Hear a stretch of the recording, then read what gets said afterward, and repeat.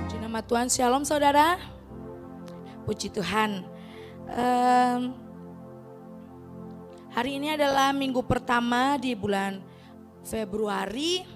Jadi tema kita pada bulan ini adalah Impactful Generation. Generasi yang berdampak atau bisa juga dikatakan generasi yang tangguh saudara. Jadi saya percaya setiap kita jemaat GAB Gunung Sion, Tuhan mau bahwa akhir-akhir ini kita harus menjadi garam dan terang dunia. Akhir-akhir ini kita harus jadi berkat. Akhir-akhir ini kita harus jadi teladan. Saudara, seringkali dikatakan di setiap khotbah bahwa semakin hari zaman bukan semakin baik. Semakin hari semakin tidak baik saudara. Ya. Tapi yang jelas sesuai dengan firman Tuhan, tanda-tanda akhir zaman saudara bisa lihat, saudara bisa baca saudara. Jadi kalau setiap kita tidak punya keintiman dengan Tuhan, setiap kita tidak punya prinsip yang didasari oleh firman Tuhan, kita tidak suka baca firman Tuhan, kita tidak suka menyembah, kita tidak masuk di dalam kemah keintiman saudara, setiap kita akan dihabisi oleh zaman. Setiap kita akan dihabisi oleh dunia ini saudara. Saudara percayalah di akhir-akhir ini, akhir zaman ini saudara, bahwa spirit-spirit yang tidak baik itu ditebarkan ya. Pertikaian, perkelahian saudara. Lalu huru hara, mementingkan diri sendiri, garang dan lain sebagainya saudara. Jadi jangan sampai spirit-spirit itu saudara, itu ada di keluarga kita. Itu ada di rumah tangga kita, itu ada di pribadi kita. Jadi saya minta untuk jemaat Gunung Sion waspada dan berjaga-jaga. Ayo katakan dengan saya, waspada dan berjaga-jaga. 1, 2, 3. Yang kedua, tetap berdoa. 1, 2, 3. Ya, waspada, berjaga-jaga dan tetap berdoa.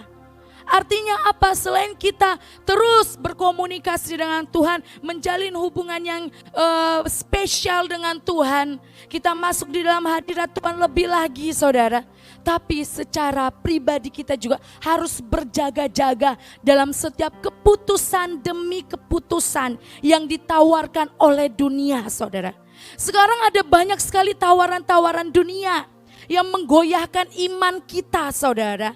Ya, kalau tidak melakukan A, maka kamu tidak akan mendapatkan bantuan. Kalau kamu tidak melakukan B, kamu akan kesulitan mengurus ini dan itu. Kalau kamu tidak melakukan C, aduh banyak semuanya. Sebab akibat saudara. Kalau kita nggak punya prinsip di dalam Tuhan, kalau kita nggak punya benar-benar dasar firman Tuhan dan keteguhan hati kita kepada Tuhan, kita bisa salah di dalam mengambil keputusan. Salah mengambil keputusan, penyesalan bukan di awal saudara, tapi penyesalan di akhir. Maka dari itu saya mengimbau jemaat Gunung Sion, segala apapun tawaran-tawaran dari dunia, tanya Roh Kudus. Tanya Tuhan, bagaimana kita bisa mendengar suara Tuhan, bagaimana kita bisa tahu apa yang Tuhan mau kalau kita nggak punya hubungan yang spesial dengan Tuhan. Kalau kita nggak pernah baca firman Tuhan, kalau kita nggak punya persekutuan pribadi dengan Tuhan saudara. Jadi akhir-akhir ini saya menghimbau seluruh jemaat Gunung Sion, ayo perkuat iman kita. Ayo perkuat manusia roh kita. Jangan tidur manusia roh kita, ya. Tapi biarlah kita menjadi manusia-manusia roh yang terus berjaga-jaga, terus berdoa, kasih makan terus manusia roh kita, saudara. Jangan hanya manusia daging kita yang kita kasih makan, tapi ingat, manusia daging kita kalau kita nggak kasih makan akan lemah, imun turun. Manusia roh kita kalau kita nggak kasih makan juga lemah, imannya turun saudara. Maka dari itu saya menghimbau dan mengingatkan untuk seluruh jemaat GAB Gunung Sion, tetaplah di dalam prinsip firman Tuhan. Lakukan hubungan yang spesial dengan Tuhan. Masuk di dalam kemah keintiman bersama dengan Tuhan. Agar kita bisa menghadapi hari demi hari. Dunia mengatakan semakin hari semakin sulit. Dunia katakan semakin kacau dan kacau. Tapi kalau kita di dalam Tuhan saudara, ada pembalikan di dalamnya. Amin. Karena ada sebuah jaminan yang dari Tuhan. Ada sebuah proteksi yang dari Tuhan. Ada Allah Immanuel. Sepanjang bulan Januari firman Tuhan disampaikan kepada kita, membekali kita untuk menghadapi gunung di bulan Februari, gunung di bulan Maret, gunung lagi di bulan April. Sepanjang bulan Januari kita sudah diajari bahwa ada Allah Immanuel dalam hidup kita. Kita sudah diajari untuk never give up atau jangan menyerah saudara. Kita sudah dibekali juga bagaimana Allah memproteksi kita. Dan saya harap di bulan Februari ada sebuah gunung tantangan dan problema. Saudara jangan pernah takut, karena Immanuel itu selalu berserta dengan kita. Jangan pernah goyah ya.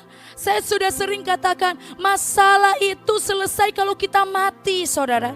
Jadi kalau sampai iman kita goyah karena masalah, kalau sampai pertumbuhan rohani kita stop karena ada masalah saudara, itu bukan salah Tuhan, tapi salah dari pihak kita sendiri. Dan saya bersyukur dari setiap sharing, setiap kesaksian dari jemaat-jemaat Tuhan, saya melihat sebuah pertumbuhan demi pertumbuhan rohani. Saya katakan pertahankan, bahkan naik lebih tinggi. Amin saudara. Berjuang bersama dengan Tuhan, saya percaya perjuangan kita tidak akan pernah sia-sia. Berharap kepada Yesus, pengharapan kita tidak akan pernah sia-sia saudara. Tuhan itu unik. Kenapa saya katakan unik? Terkadang sampai di waktu-waktu yang mepet sekalipun saudara, kita udah Tuhan tolong, Tuhan tolong. Di detik-detik terakhir saudara, di situ Tuhan tolong. Kadang-kadang kita cuma doa cuma sekali, cuma instan atau simple udah Tuhan tolong saudara. Jadi artinya apa? Kalau sampai hari ini doa kita belum dijawab oleh Tuhan, percayalah Tuhan sedang mendidik iman kita saudara. Kalau sampai hari ini kita belum menerima jawaban doa, saudara, Tuhan itu gak mungkin gak dengar doa kita. Tuhan itu gak mungkin gak lihat air mata kita. Tuhan tuh gak mungkin membiarkan anaknya itu jalan sendirian, gak mungkin saudara. Tapi orang tua yang jahat justru dia selalu memanjakan anaknya. Anak 1 tahun mau belajar jalan, gak usah nak, kasihan nanti kamu jatuh. Anak umur 6 bulan yang harusnya dikasih empati saudara, gak usahlah kasihan ususmu dan lain sebagainya. Kita orang tua tahu setiap step by step, pertumbuhan demi pertumbuhan anak. Dan dia mengikuti setiap pertumbuhan anak agar anaknya tercukupi gizi, pertumbuhan dan perkembangannya. Nah Tuhan kita Yesus Kristus tahu sampai di mana ya anakku ini dikasih makan. Sampai di mana ya anak ini aku persilakan untuk jalan. Sampai di mana saudara, Tuhan yang tahu step by step setiap kehidupan kita saudara. Jadi jangan pernah takut, jangan pernah goyah, karena kita tahu Yesus kita itu hidup saudara. Dia bangkit dan dia menang. Maka dari itu setiap kita adalah lebih dari pemenang saudara. Maka dari itu percayalah, kalau sampai hari ini kita masih bergumul, sampai hari ini ada banyak sekali tekanan di dalam hati kita, bukan berarti Tuhan tidur, bukan berarti Tuhan tidak mendengar, tetapi Tuhan sedang melatih kita untuk terbang tinggi saudara. Percayalah di depan sana akan ada kemuliaan Tuhan. Percayalah di sana akan ada berlian yang Tuhan sediakan. Artinya apa? Hadiah, gift yang Tuhan sediakan. Tuhan tidak pernah berhutang saudara. Tuhan tidak akan pernah membiarkan anaknya dan tidak pernah tidak menghargai. Dia selalu menghargai perjuangan kita. Apalagi perjuangan kita yang didasari dengan rasa takut dan gentar akan Tuhan. Amin saudara. Tetap semangat, tetap kuat di dalam Tuhan. Biarlah hidup kita boleh berdampak bagi orang lain. Jangan pikirkan diri kita sendiri saudara. Jikalau Tuhan sudah menolong kita, kita pun responnya apa sebagai ucapan syukur kita kepada Tuhan. Kita bisa menolong orang lain. Kalau kita diberkati oleh Tuhan, kita bisa memberkati orang lain. Kalau kita disembuhkan oleh Tuhan, kita minta kita dipakai oleh Tuhan untuk menjadi saluran agar Jehovah Rafa juga menyembuhkan orang-orang di sekitar kita. Saudara, jadilah dampak dari pertumbuhan iman kita. Jadilah dampak bagi setiap pertumbuhan kerohanian dari setiap buah-buah yang kita hasilkan di dalam setiap hidup kita. Ayo bilang dulu kanan kirinya, ayo jadi hidup yang berdampak. Bilang kanan kirinya, jadi hidup yang berdampak bro. Jadi hidup yang berdampak sis gitu. Ya harus berdampak saudara. Sekarang saya minta untuk jemaat Gunung Sion tidak lagi hanya memikirkan diri kita, tapi kita pikirkan jiwa-jiwa di luar sana. Kita pikirkan orang-orang yang membutuhkan pertolongan. Saudara, saya percaya saudara, kalau kita memikirkan orang lain, Tuhan itu lebih memikirkan kita. Kalau kita memberkati orang lain, Dia sumber berkat yang akan memberkati kita. Jadi dari Tuhan ke kita, dari kita ke sesama saudara. Itulah kehidupan kekristenan. Ingat, Yesus di dunia ketika dia melayani, dia punya hubungan pribadi dengan Tuhan, dengan Allah saudara. Allah, Yesus manusia saudara.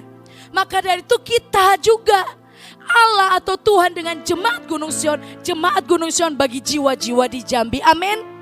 Dan itulah yang Tuhan harapkan. Kristen-Kristen yang bergerak di akhir zaman ini.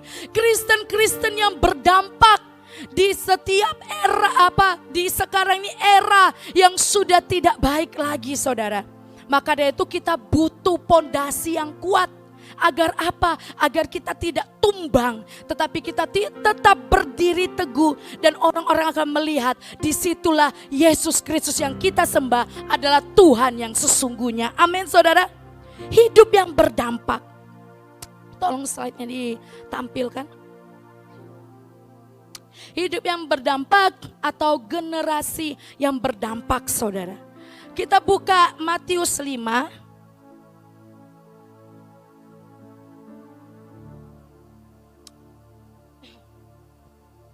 Matius 5 ayat 13 sampai ayatnya ke-16. Ya. Ini ayat yang tidak asing bagi kita, orang-orang Kristen sudah oke lah dengan ayat ini saudara ya. Kita akan baca sama-sama dalam hitungan yang ketiga. 1, 2, 3. Kamu adalah garam dunia. Jika garam itu menjadi tawar, dengan apakah ia diasinkan? Tidak ada lagi gunanya selain dibuang dan diinjak orang. Kamu adalah terang dunia. Kota yang terletak di atas gunung tidak mungkin tersembunyi. Lagi pula orang tidak menyalakan pelita lalu meletakkannya di bawah gantang, melainkan di atas kaki dia, sehingga menerangi semua orang di dalam rumah itu. Demikianlah hendaknya terangmu bercahaya di depan orang, supaya mereka melihat perbuatanmu yang baik dan memuliakan Bapamu di sorga. Ada dua hal yang akan kita bahas di sini saudara.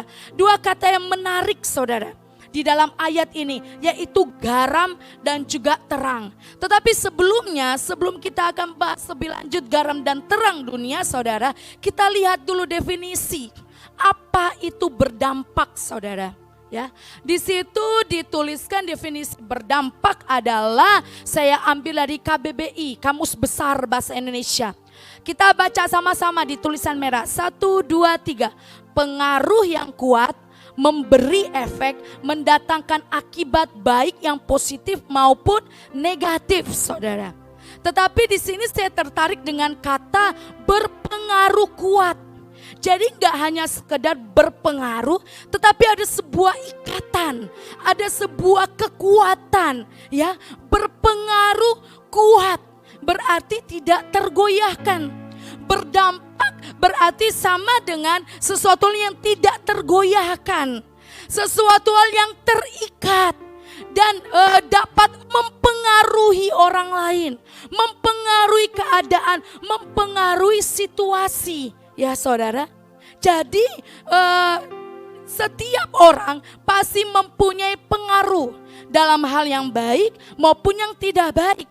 Jadi saudara, setiap kita pribadi-pribadi itu punya pengaruh. Tetapi hanya dua opsi, yaitu pengaruh yang baik atau pengaruh yang buruk, saudara. Saya harap saudara, jemaat GAP Gunung Sion memiliki pengaruh yang baik bagi teman-teman sekerja kita, teman-teman sekolah kita, teman-teman seprofesi kita, kerabat kita, keluarga kita, adik, kakak, ya, opung, tulang dan tulang semuanya, saudara. Ya, kita memiliki pengaruh yang baik, saudara. Dan saya mendengar beberapa kesaksian jemaat Tuhan, saya bersyukur. Jadi berkat, jadi pengaruh yang baik di kumpulannya, ya, di kumpulan keluarganya. Dan saya harap untuk semua, gak hanya 1-2, tetapi semua jemaat GAP Gunung Sion adalah batak-batak yang bertobat. Amin. Ya, jadi berkat bagi batak-batak yang lain, saudara. Dan saya percaya GAP Gunung Sion akan jadi berkat bagi yang lain, bagi suku kita, saudara. Amin. Ya, dan saya bersyukur untuk hal itu, saudara. Apalagi bapak-bapak di gereja kita. Saudara, kalau dibandingkan dengan orang-orang duniawi yang belum bertobat, saya acung jempol untuk kaum pria Gunung Sion, saudara. Dan wah, tepuk tangan lagi ya. Luar biasa loh, saudara. Ya, dan saya rindu itu semakin meningkat. Ada banyak bapak-bapak yang lain yang dimenangkan. Dari suku Chinese, dari suku Manado, dari suku Batak, suku asli Jambi. Amin, saudara. Karena di akhir zaman ini saya percaya, ya, ada sebuah tuaian yang besar sebelum Tuhan datang yang kedua kali. Dan kita menjadi teman sekerja Bapa. Amin. Ya, berdampak, selalu diingat dan selalu dikenang, saudara. Jadi saudara, saya melihat ya, kalau dampak positif dan dampak negatif. Dampak positif kita tahu, orang-orang di sekitar kita kalau dia jadi dampak positif dan sering memberi sebuah himbauan, sebuah nasihat, sebuah motivasi, dia jadi teladan, dia jadi contoh, saudara. Kita termotivasi, orang yang ngelihatnya termotivasi. Ya, secara tidak langsung orang yang memiliki dampak positif dia dikatakan motivator, saudara.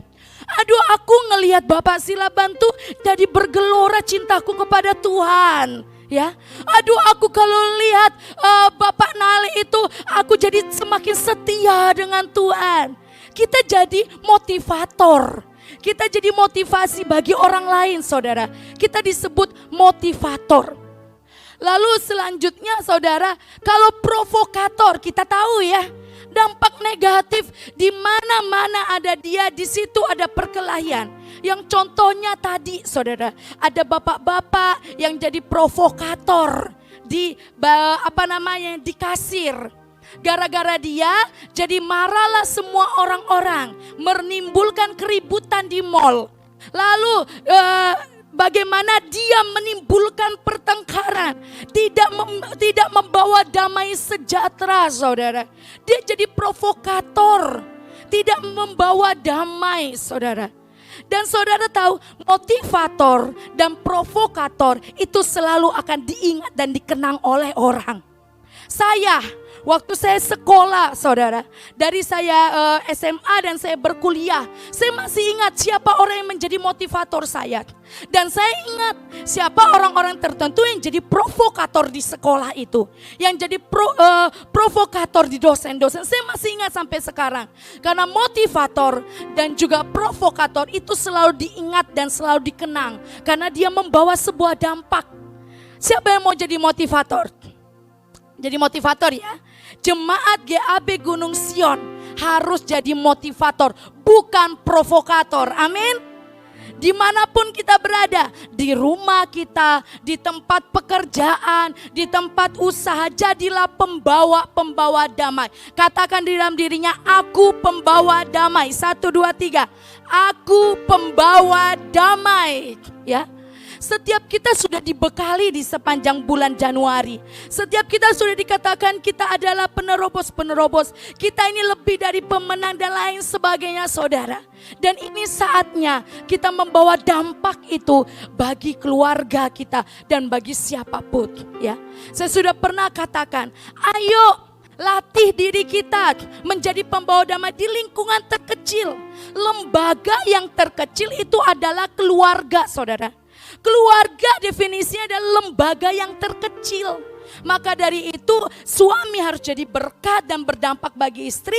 Istri harus berdampak bagi suami. Demikian juga orang tua kepada anak-anak dan anak-anak kepada orang tua, saudara. Itulah kehidupan kekristenan. Tuhan gak pernah jadi provokator, saudara. Dia selalu menjadi motivator. Baiklah, setiap kita jemaat GAP Gunung Sion, kita hari ini mempunyai prinsip, aku harus jadi motivator bagi orang-orang yang belum mengenal kepada Tuhan sekalipun. Ya, jadi hari ini kita pilih, aku mau jadi motivator bagi setiap orang-orang dan mereka menjadi mengenal Yesus Kristus sebagai Tuhan dan Juru Selamat. Next, selanjutnya. Tadi kita melihat berdampak dari definisi Kamus Besar Bahasa Indonesia secara umum, saudara. Lalu saya coba melihat berdampak, arti dari berdampak menurut Alkitab, saudara. Alkitab mengajarkan bahwa setiap pengikut Kristus harus memiliki apa, saudara? Dampak yang positif, saudara. Dampak positif itu maksudnya seperti apa? Dampak yang positif maksudnya adalah teladan hidup dan menjadi berkat. Saya percaya setiap kita tahu tentang yang namanya dampak positif ini adalah teladan hidup dan menjadi berkat. Tetapi terkadang, saudara, kita sulit, ya. Kita sulit untuk melakukannya. Disuruh Tuhan mengampuni, kita sulit untuk mengampuni. Disuruh Tuhan gak boleh caci maki, kita masih caci maki, saudara. Disuruh Tuhan gak boleh marah, kita masih marah. Teladan hidup dan jadi berkat ini adalah hal yang sangat kita ketahui semuanya. Bukan hal yang asing lagi. Tetapi terkadang di dalam setiap proses dan didikan setiap kehidupan kita, saudara, itu terkadang kita sulit untuk melakukannya, menjadi teladan untuk anak-anak, ya. Kita nyuruh-nyuruh anak kita ibadah lana, tapi kita sendiri sebagai orang tua kita nggak pernah ibadah, saudara. Ayo berdoa, doain bapak ya, doain mama ya. Tapi mama bapaknya nggak pernah berdoa di rumah, tidak pernah melakukan mesbah keluarga, saudara. Ya, bagaimana kita mau jadi berkat antara satu dengan yang lainnya? Gimana kita mau jadi teladan bagi anak-anak kita, saudara? Tapi biarlah setiap kita ketika kita sudah mendengar firman ini, ketika kita pulang, kita jadi teladan dan berkat bagi keluarga kita, saudara. Saudara percayalah, sumber berkat itu diturunkan atas rumah tangga yang unity dan bersatu, saudara. Ya, saya sudah katakan berkat Tuhan bukan berbicara tentang seberapa banyak mobilmu, seberapa banyak rumahmu, investasimu. Tidak hanya berbicara tentang itu, tetapi berkat Tuhan, saudara. Ketika saya berdoa beberapa tahun yang lalu, berkat Tuhan juga berbicara tentang pemeliharaan Tuhan. Jadi kalau sampai hari ini kita masih sehat, itu berkat Tuhan, saudara. Kalau sampai hari ini kita masih bisa makan, saudara, walaupun mungkin cuma nasi sama kecap, itu berkat Tuhan, saudara. Karena saya percaya kalau anak cucu kita, garis keturunan kita tidak akan pernah meminta-minta, saudara. Karena ada berkat Tuhan yang mengikuti kita. Dan dikatakan bahwa jikalau berkat Tuhan yang ada dalam hidup kita, susah payah tidak akan menyertai atau mengikutinya. Artinya apa? Walaupun ada tantangan, walaupun ada kesulitan, jikalau berkat Tuhan ada dalam kehidupan kita, saudara, saya percaya ada aja pertolongan Tuhan. Ada aja mujizat Tuhan, ada aja jawaban doa, saudara. Maka dari itu setiap kita, ya, mari yang pertama jadilah dampak bagi keluarga-keluarga kita, saudara, ya, agar kita tetap unity dan biar pintu berkat Tuhan itu terbuka bagi setiap rumah tangga lepas rumah tangga, keluarga lepas keluarga. Selanjutnya, teladan hidup dan menjadi berkat yang seperti apa? Kita katakan sama-sama 1, 2, 3. Memiliki karakter yang benar. Saudara, definisi dari karakter itu sendiri adalah watak. Watak seseorang, akhlak seseorang, berbicara tentang juga etika kehidupan sehari-hari, saudara. Saya ingat sekali waktu di Ziri, ibu pernah khotbah. Ibu itu membawa botol minuman, ya, botol minuman yang diisi kotoran, pasir, tanah, mungkin ada batu dan serpihan yang lainnya, saudara. Jadi ketika botol ini ditaruh, saudara, kita lihat bahwa kotoran di bawahnya juga tenang. Batunya tenang, pasirnya tenang, tanahnya tenang, ya. Karena apa? Karena botolnya berdiri tegak. Gak ada yang sentuh, saudara. Gak ada yang dorong, gak ada. Zona nyaman, saudara. Gak ada tuh serpian yang naik ke atas, gak ada. Turun semua ke bawah. Karena apa? Karena dia benda padat, ya. Benda yang bisa turun ke bawah. Pasir, tanah, batu, kerikil, ya. Tapi saudara, ketika botol ini dijolak atau didorong, botol ini dibanting, saudara. Gak hanya dibanting deh, terlalu kejam, cuma disenggol, jatuh, plek. Saudara, kita lihat tanah yang ada di dalamnya, saudara, batu yang ada di dalamnya itu akan benar-benar ke kanan, ke kiri, tidak stay lagi, saudara. Dan waktu itu saya lihat air yang putih bersih tadi tiba-tiba jadi hitam. Karena apa? Tanahnya naik ke atas, terobrak-abrik di dalam botol.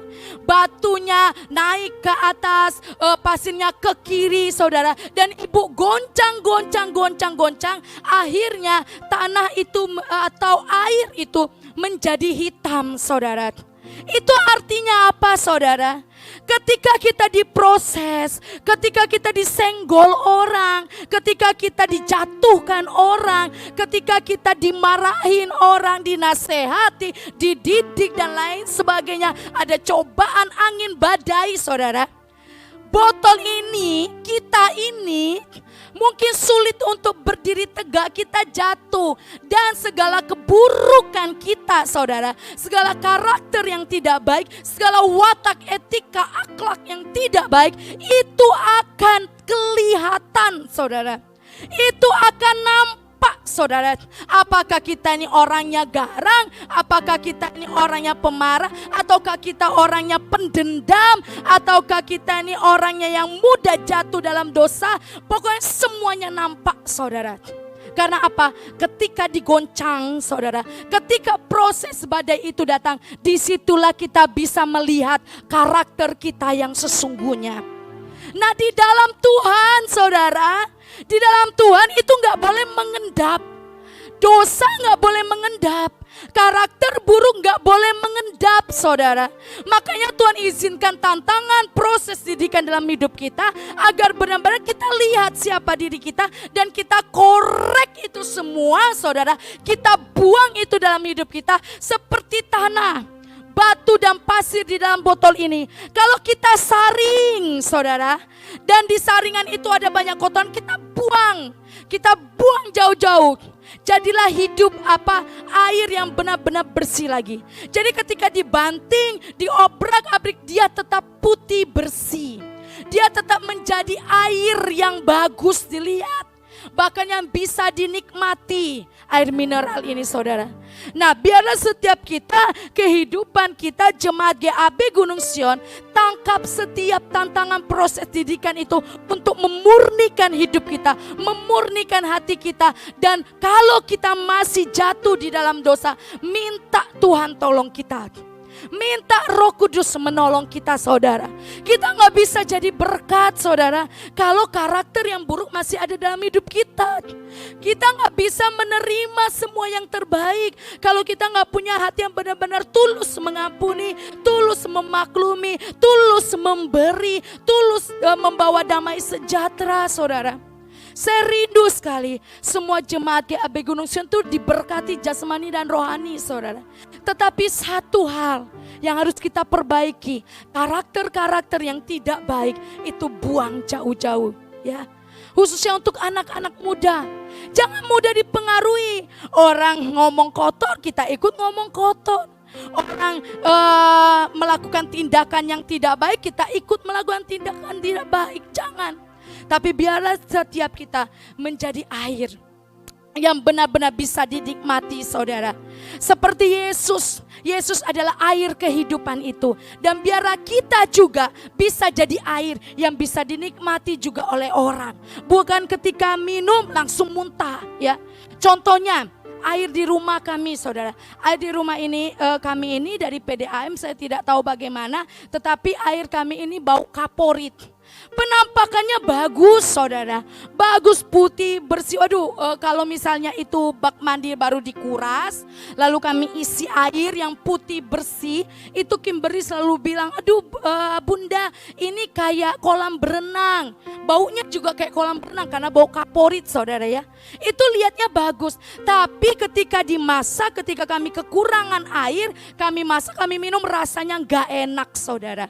Jadi biarlah setiap kehidupan kita, ya, menjadi air yang putih bersih seperti ini dan bisa dinikmati oleh banyak orang. Gak hanya covernya doang, tetapi di dalam kita juga, saudara, kita benar-benar menampilkan karakter Yesus Kristus.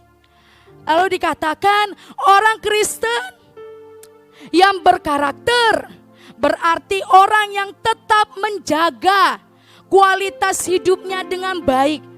Sekalipun tidak ada orang yang melihatnya, karena dia tahu Tuhan melihat setiap perbuatannya.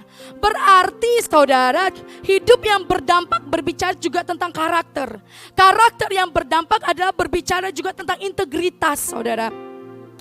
Jadi setiap kehidupan kita, ya, apalagi kita bapak-bapak, kita ketemu dengan teman sekerja kita, saudara.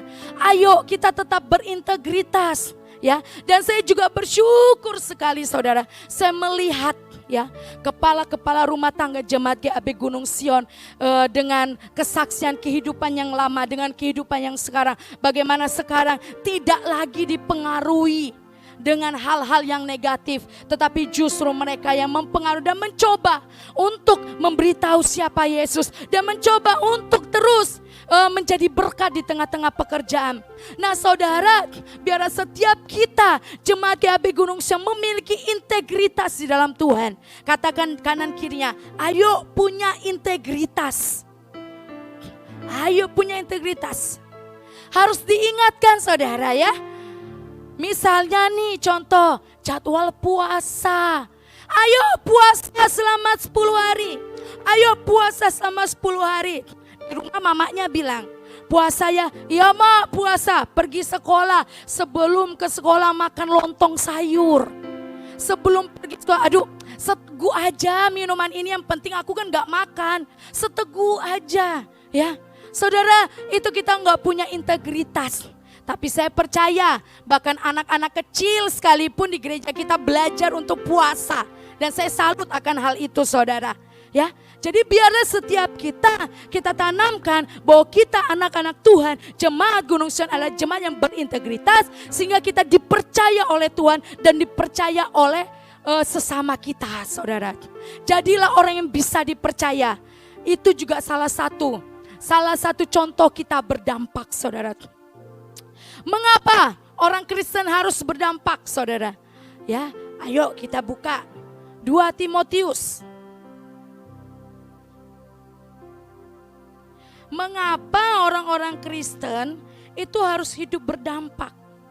2 Timotius ayat pasal 3 ayat 1 sampai ayat yang ke-9, ya. Kita akan baca sama-sama sekaligus, saudara. Kita koreksi pribadi kita masing-masing. Kalau kita masih ada di keadaan manusia pada akhir zaman ini, yuk sama-sama kita minta perkenanan Tuhan untuk boleh melepaskan itu semua dari kehidupan kita. Kita baca sama-sama semuanya. 1, 2, 3.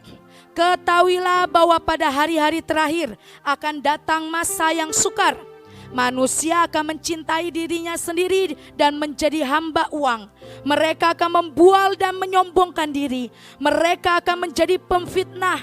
Mereka akan berontak terhadap orang tua dan tidak tahu berterima kasih, tidak mempedulikan agama, tidak tahu mengasihi, tidak mau berdamai, suka menjelekkan orang, tidak dapat mengekang diri, garang, tidak suka yang baik, suka mengkhianat, tidak berpikir panjang, berlagak tahu, lebih menuruti hawa nafsu daripada menuruti Allah. Secara lahiriah mereka menjalankan ibadah mereka, tetapi pada hakikatnya mereka memungkiri kekuatannya. Jauhilah mereka itu, sebab di antara mereka terdapat orang-orang yang menyelundup ke rumah orang lain dan menjerat perempuan-perempuan lemah yang syarat dengan dosa dan dikuasai oleh berbagai-bagai nafsu, yang walaupun selalu ingin diajar namun tidak pernah dapat mengenal kebenaran. Sama seperti Yanes dan Yabres menentang Musa, demikian juga mereka menentang kebenaran.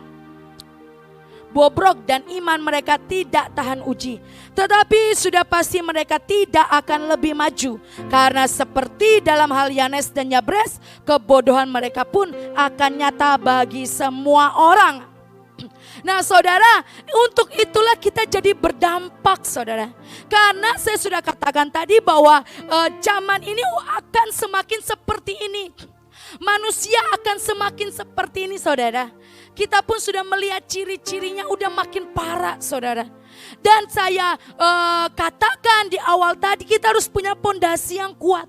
Kalau kita nggak punya pondasi yang kuat, kita ke tempat pekerjaan kita ke tempat komunitas kita kemanapun. Karena kalau di dalam gereja saudara, aduh kudus deh, kudus ya.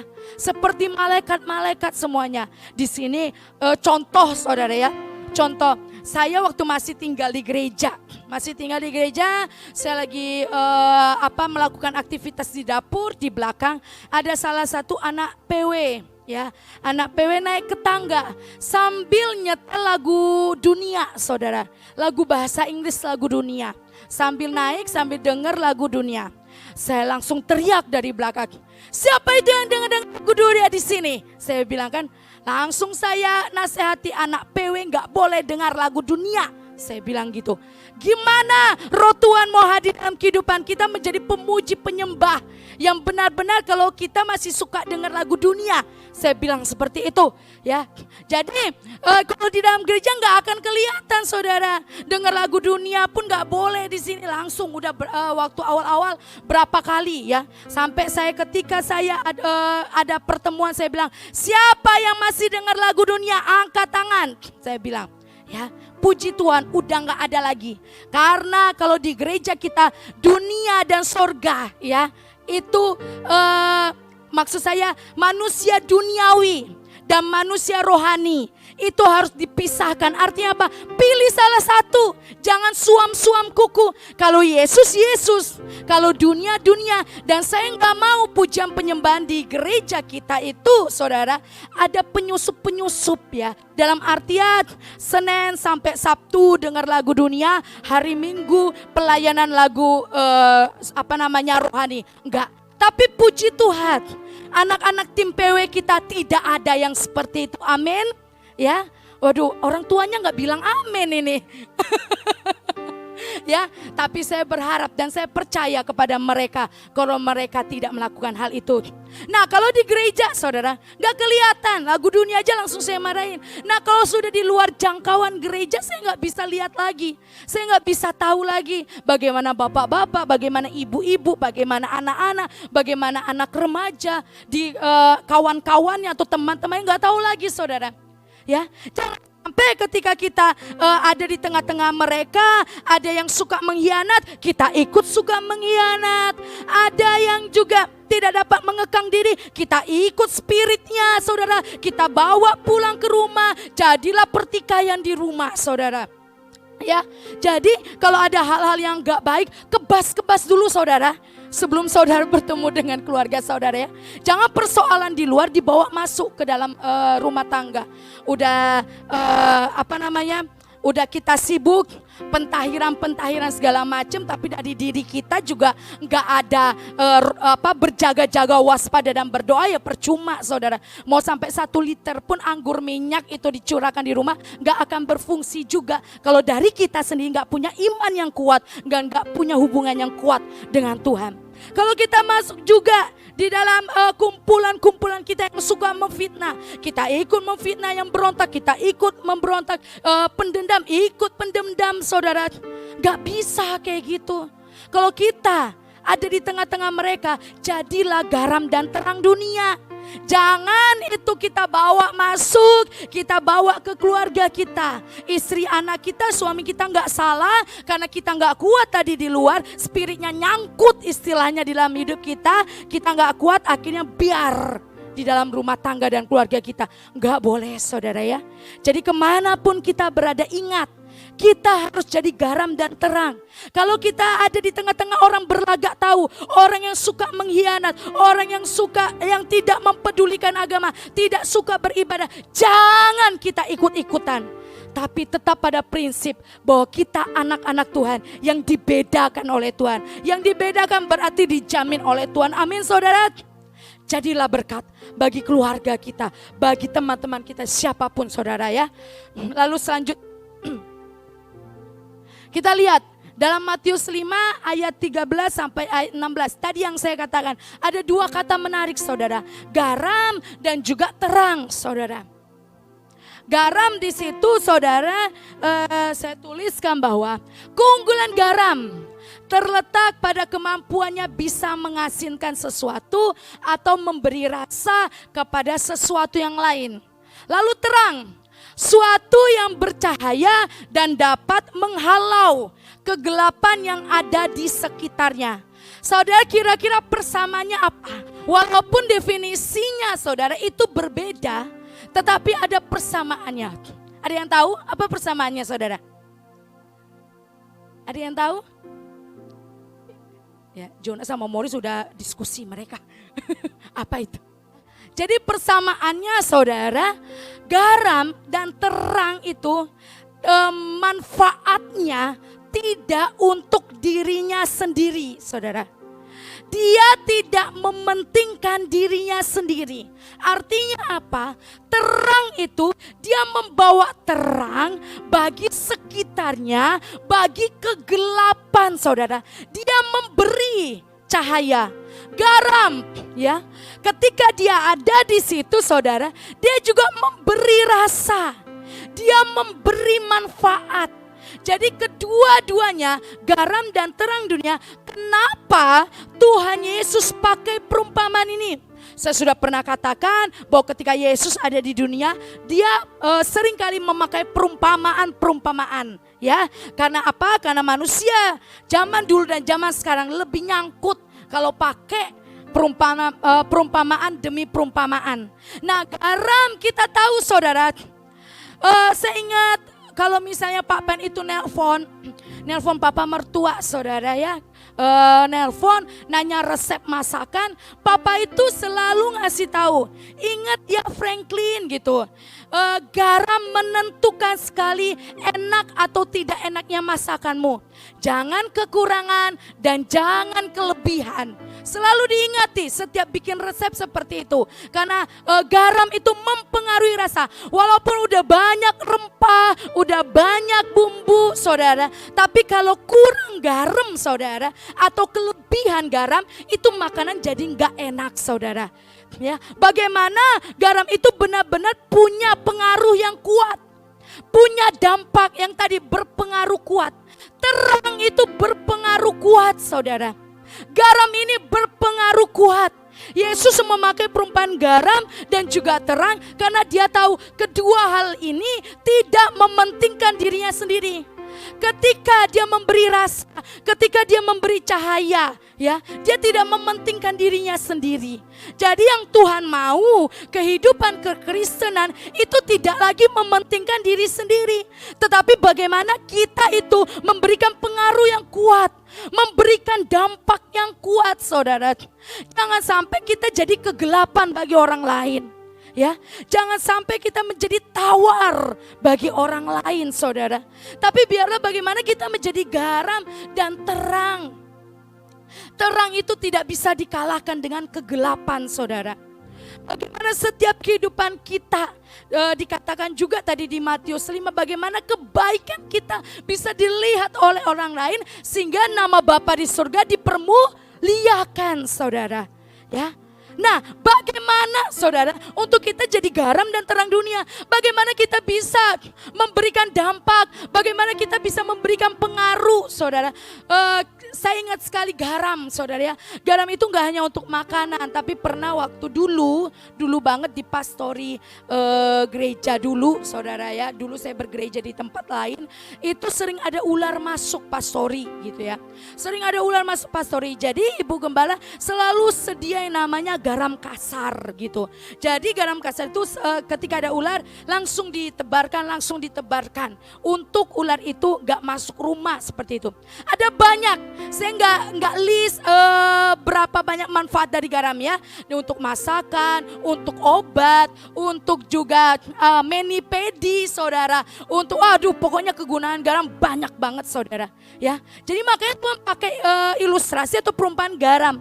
Bagaimana setiap kehidupan kita itu bisa berdampak dan menghasilkan buah-buah yang banyak di dalam setiap kehidupan kita. Nah, next selanjutnya, untuk menjadi garam dan terang dunia.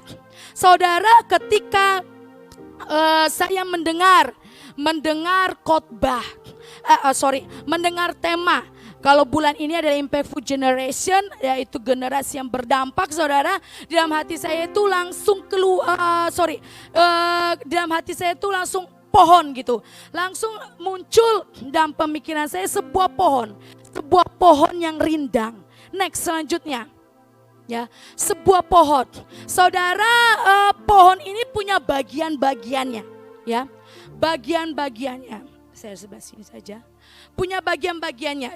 Jadi ada akar, ada batang, ada daun, ada bunga, ada buah, ada biji ya dari buahnya itu. Lalu saudara, ketika saya merenungkan tentang generasi berdampak. Saudara, pohon ini dia punya daun yang lebat, dia punya bunga yang cantik, dia punya buah yang manis, yang enak. Itu tergantung dari akarnya ketika menyerap makanan. Fungsi dari akar adalah menyerap sari-sari makanan.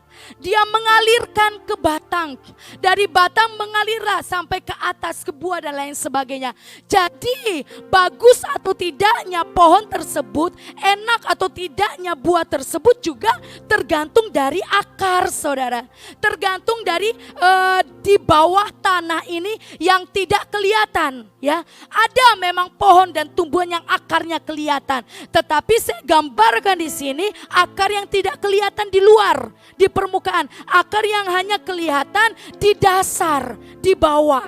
Artinya apa, saudara? Kalau kita mau berbuah lebat, mau berbuah manis, mau berbuah yang dinikmati oleh orang lain, jangan lupa bahwa harus ada pondasi dan akar yang kuat dulu, baru kita bisa jadi dampak.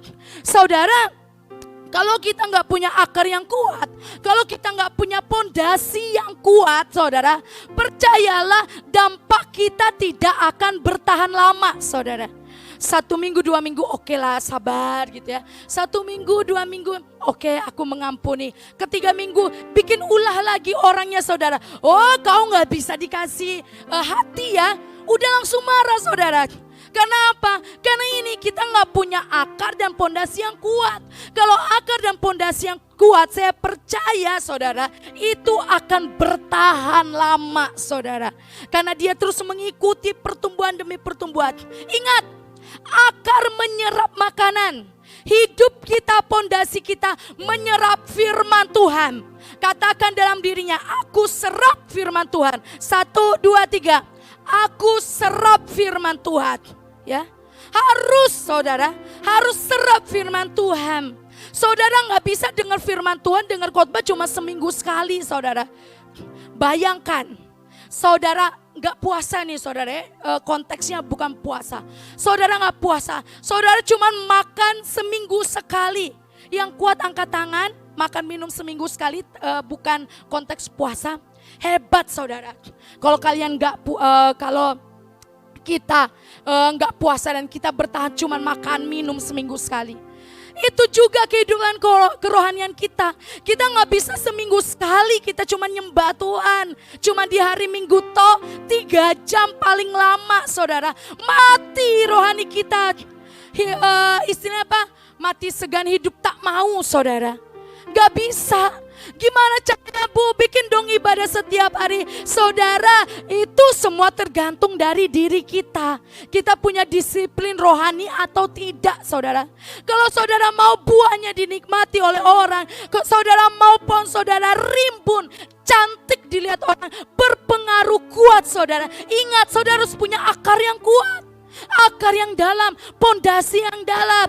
Terus serap firman Tuhan, terus memuji dan menyembah Tuhan, terus berpuasa, terus ambil waktu bersama dengan Tuhan. Saudara, dasar kehidupan kekristenan itu pasti selalu keintiman dengan Tuhan, pasti selalu baca firman Tuhan, pasti selalu ayo ambil waktu dengan Tuhan. Itu dasar kekristenan. Kalau dasar kekristenan saja kita tidak lakukan, kita tidak akan menjadi buah yang lebat, kita nggak akan menjadi pohon yang kuat saudara.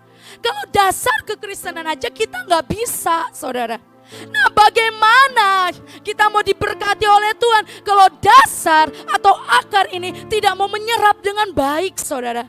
Nggak bisa saudara. Maka dari itu kebanyakan orang-orang Kristen itu selalu menjadi pohon yang batangnya itu ada benalu, yang batangnya itu kurus kering, cuman ranting doang saudara, cuma buahnya aja pahit, buahnya aja busuk dalamnya saudara, bahkan dia tidak berbuah. Kenapa? Ada problem, ada masalah di dalam akar. Nah setiap jemaat Gunung Sion, saya rindu, ayo kita semua perkuat akar kita saudara, perkuat pondasi kita. Kita nggak bisa naik ke puncak gunung kemuliaan, kita nggak bisa jadi penerobos saudara, kalau dasar kekristenan kita masih goyah. Kalau baca firman masih goyah, kalau kita deket sama Tuhan masih goyah, nggak rasa apa-apa tuh sama Tuhan. Saudara, kalau kita masih goyah saudara, ini nggak akan berdiri tegap saudara. Sedangkan di akhir ini saudara lihat keadaan manusia pada akhir zaman bagaimana. Kalau kita sampai terpengaruh, ini permasalahannya saudara. Masalahnya ada di akar. Kalau kita nggak bisa beres total di dalam karakter kita, seperti air yang digoncangkan, akhirnya air tadi menjadi jelek, menjadi hitam saudara. Karena apa? Dia nggak punya akar yang kuat. Karena apa? Karena dia nggak mau serap firman Tuhan. Saudara, kita punya waktu 24 jam dalam sehari. Ayo saya himbau, semakin hari semakin jahat ini, ayo perbanyak baca firman saudara. Perbanyak saudara, latih diri kita. Jangan kita suruh-suruh anak kita tapi di kita tidak baca firman Tuhan. Demikian juga anak ketika disuruh jangan melawan, ya. Tapi biar kita sama-sama, saya pengen setiap keluarga jemaat Gunung Sion mengerti bahwa pentingnya pondasi, pentingnya akar untuk kita bisa naik atau berdiri tegap saudara. Buah kita asam, buah kita nggak enak, buah kita nggak berdampak, buah kita nggak bisa dinikmati oleh orang lain. Masalahnya ya udah pasti akar. Gak hanya di batang doang, pasti dari akar, dari pondasi yang di dalam tanah. Artinya apa? Gak kelihatan, tapi efeknya dahsyat saudara. Gak kelihatan, tapi pengaruhnya besar. Maka dari itu setiap kita mari saudara, mari saya himbau, perkuat setiap dasar kekristenan kita. Saya gak mau jemaat Gunung Sion heboh di atasnya, heboh di luarnya, heboh suaranya, heboh semua firman Tuhan tahu. Tapi akarnya itu keropos, akarnya bermasalah. Tapi saya mau jemaat Gunung Sion, akar, batang, daun, buah, bunga, semuanya baik dan bagus. Semuanya baik dan enak untuk dinikmati saudara. Dan biarlah saya dan saudara, kita sama-sama koreksi diri saudara. Ingat, hidup harus berdampak. Ingat, buang karakter yang jelek. Ingat, dasar kekristenan yang menjadi pondasi harus kuat. Ya, apalagi di tahun ini Tuhan minta kita gereja itu bekerja 2 kali lipat, saudara. Kita harus pergi ke kabupaten-kabupaten. Kita harus pergi ke suku anak dalam. Kalau kemarin kita melakukan itu, Tuhan mau minta 2 kali lipat, saudara. Kalau kemarin kita ngasih makan setiap bulan sekian jumlahnya, Tuhan minta 2 kali lipat. Ya kita lakukan tahun ini 2 kali lipat, saudara. Nah kalau kita gak punya dasar yang kuat, saudara, kita cuma jadi ya orang yang ada di firman Tuhan dalam Matius yang dikatakan, Tuhan, aku sudah memberi makan orang, aku sudah pergi ke kabupaten, aku sudah bernubuat, aku sudah dengar suara Tuhan, aku doain orang sembuh. Tapi Tuhan katakan, hanyalah engkau sang pembuat kejahatan. Kenapa? Dia gak punya akar yang kuat, saudara. Kalau kita lakukan semua pelayanan kita tanpa ada dasar yang kuat, tanpa ada kekristenan, hubungannya mantap dengan Tuhan, semua jadi rutinitas dan kita terjebak di dalamnya, saudara. Makanya kita jadi kekristenan yang kohar-kohar doang. Kekristenan yang hebat di luarnya doang, saudara, tapi di dalamnya jelek. Seperti air yang di bak mandi saya, luarnya bagus, ternyata ketika diminum mengandung kaporit, saudara. Dan biarlah kita sama-sama, saya dan saudara kita sama-sama koreksi diri sebelum kita terjun, karena kita akan mulai bergerak di bulan Februari, saudara. Jadi biarlah sebelum kita bergerak, kita minta terus pendamaian yang dari Tuhan, agar Tuhan melayakkan kita, saudara. Untuk kita melayani jadi aser kolektor, untuk kita melayani jadi penyanyi, jadi pemusik, jadi pendoa. Ya, saya tidak mau jemaat Gunung Sion terjebak dengan rutinitas ibadah. Terbiasa dengar suara Tuhan tanpa ada hubungan yang dasar, hubungan yang dalam dengan Tuhan. Kapan terakhir kita menangis di kaki Tuhan dan merasakan hadiratnya, saudara? Jangan pernah itu tidak terjadi dalam hidup kita. Artinya apa? Biarlah itu terus ada gelora untuk duduk diam di kaki Tuhan, menerima hadirat Tuhan, saudara. Saya dapat merasakan kalau pemusik, penyanyi, penari, pelayan-pelayan Tuhan, khususnya tim PW yang saya bawahi, saudara, kalau mereka kurang persekutuan pribadi dengan Tuhan, beda, saudara. Dan saya gak mau terjebak dengan hebohnya ibadah tapi tidak ada isinya, saudara. Percuma kita melakukan itu. Tapi biarlah kita jemaat GAP Gunung Sion, kita ibadah oke, karakter juga oke, dalam kita oke, luar kita oke, saudara. Semua harus balance, harus seimbang. Amin, saudara. Harus balance dan seimbang, ya. Luar dan dalam oke. Pengetahuan dan ngeroh juga oke, saudara. Segala sesuatu harus seimbang, tidak boleh timpang, saudara. Ingat pohon ini tadi, ayo perbaiki akar kita, dasar kekristenan kita. Coba kita lihat dulu Matius 7 ayat 15 sampai 23. Matius 7 ayat 15 sampai 23. Kita baca sama-sama ya. Dari ayat 15 sampai 23. Oke lah, gak apa-apa. Walaupun panjang. 1, 2, 3. Waspadalah terhadap nabi-nabi palsu yang datang kepadamu dengan menyamar seperti domba. Tetapi sesungguhnya mereka adalah serigala yang buas. Dari buahnya lah kamu akan mengenal mereka. Dapatkah orang memetik buah anggur dari semak duri atau buah ara dari rumput duri? Demikianlah setiap pohon yang baik menghasilkan buah yang baik, sedang pohon yang tidak baik menghasilkan buah yang tidak baik. Tidak mungkin pohon yang baik itu menghasilkan buah yang tidak baik, ataupun pohon yang tidak baik itu menghasilkan buah yang baik. Dan setiap pohon yang tidak menghasilkan buah yang baik pasti ditebang dan dibuang ke dalam api. Jadi dari buahnya lah kamu akan mengenal mereka. Bukan setiap orang yang berseru kepadaku, Tuhan, Tuhan, akan masuk ke dalam kerajaan sorga, melainkan dia yang melakukan kehendak Bapakku yang di sorga. Pada hari terakhir banyak orang akan berseru kepadaku, Tuhan, Tuhan, bukankah kami bernubuat demi namamu dan mengusir setan demi namamu dan mengadakan banyak mujizat demi namamu juga? Pada waktu itulah aku akan berterus terang kepada mereka dan berkata, aku tidak pernah mengenal kamu, enyalah daripadaku kamu sekalian pembuat kejahatan. Saudara, mengerikan kalau kita nggak punya dasar yang kuat, saudara ya. Jangan sampai kita itu rohana di luar, di gereja rohani, saudara, di rumah rohana, saudara ya. Jangan sampai, saudara.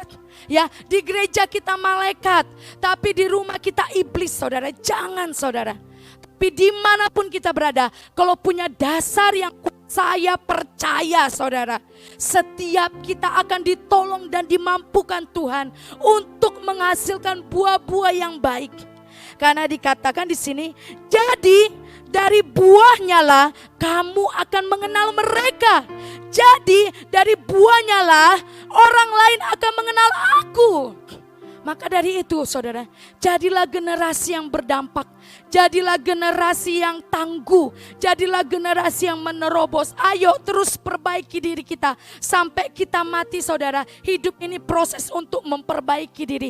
Jangan pernah lemah. Jangan pernah ragu, terus perbaiki sikap hati kita, sikap perbuatan kita, sikap apapun, saudara ya. Lalu next selanjutnya. Lalu yang pertama, saudara, yang pertama untuk kita menjadi generasi yang berdampak. Bagaimana untuk menjadi generasi yang berdampak? Hanya 2 poin aja, simple aja, saudara. Yang pertama kita baca sama-sama, 1, 2, 3. Memiliki kualitas hidup yang benar, saudara. Di situ saya tuliskan garam yang tidak memiliki kualitas atau tawar, maka tidak ada gunanya lagi. Maka tidak ada gunanya lagi selain diinjak dan dibuang. Ya, seperti Yesus, di manapun dia berada selalu membawa perubahan. Saudara, saya tuh selalu dapat banyak gitu ketika saya membaca Injil sinoptik tentang perbuatan-perbuatan Yesus. Saya sangat diberkati, saudara. Bagaimana di mana ada Yesus, di situ pasti ada perubahan. Kita lihat perubahan yang baik, saudara. Nah, kalau sampai hidup kita dimanapun kita berada tidak membawa perubahan, tanda tanya, kita ini pengikut Yesus atau pengikut siapa, saudara?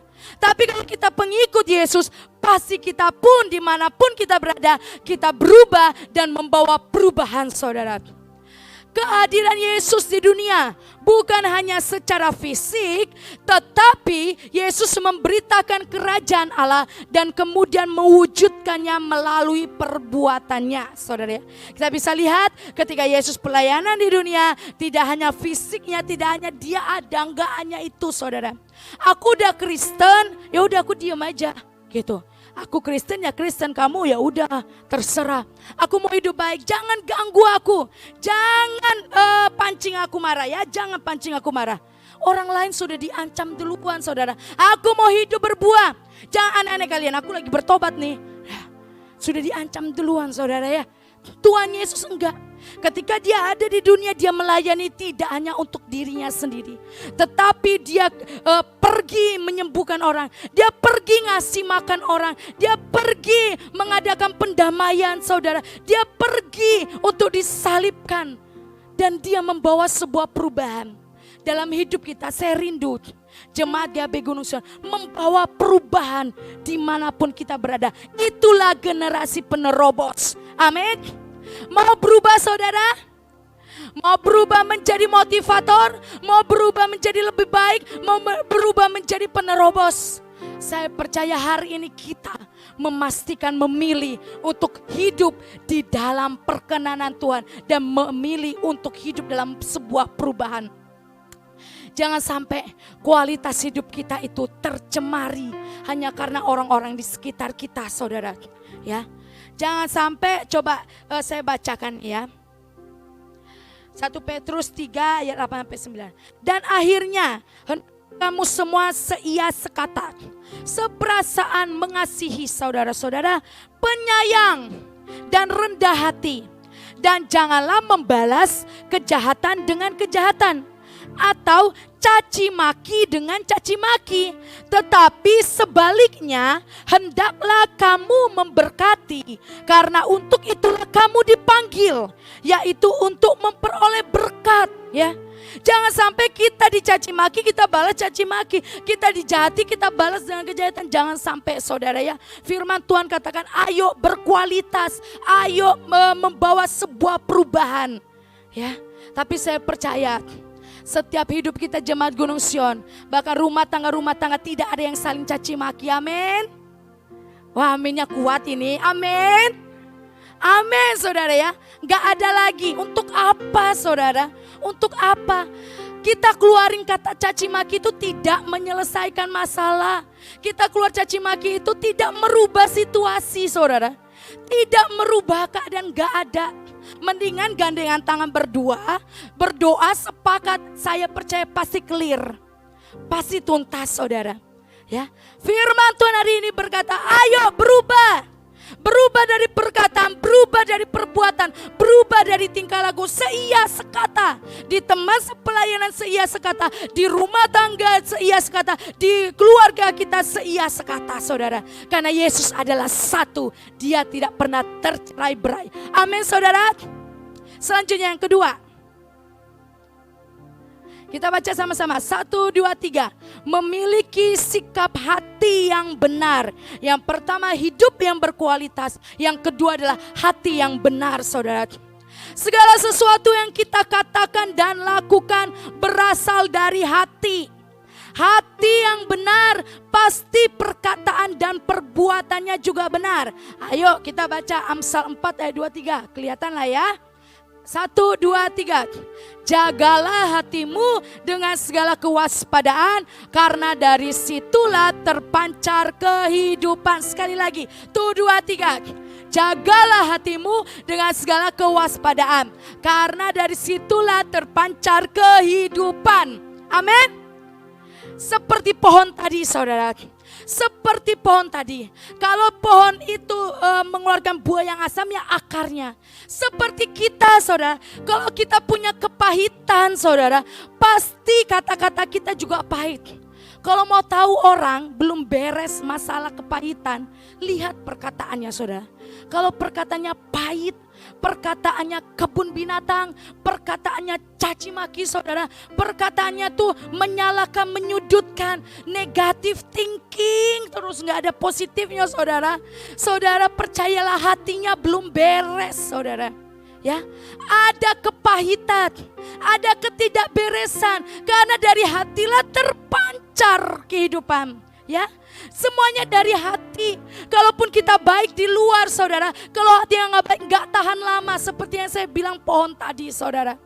Tapi biarlah seluruh jemaat Gunung Sion memiliki hati yang benar, amin. Sehingga yang keluar pun benar, amin. Amin, saudara.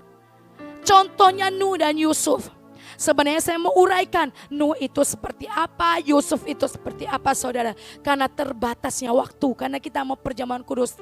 Next, kalau saya punya kesempatan lagi untuk berkhotbah di bulan Februari ini. Tapi yang jelas, saudara, Nuh dan Yusuf itu pembawa pengaruh. Nuh di tengah-tengah dunia yang bobrok, kita tahu ya, Tuhan mengatakan Nuh adalah orang yang apa, saudara? Di dalam firman Tuhan, yang saleh, ya. Dari dunia yang bobrok, Tuhan dapati dia orang yang saleh. Makanya Tuhan adakanlah itu air bah, ya. Dia habisi semua manusia, cuma Nuh dan keluarganya yang selamat, saudara. Karena apa? Karena dia adalah orang yang saleh, saudara. Ada pembedaan. Kalau saudara hidup benar, berkualitas hidup yang benar, hati yang benar, saya percaya Tuhan akan pisahkan saudara dari segala hal yang buruk, amin.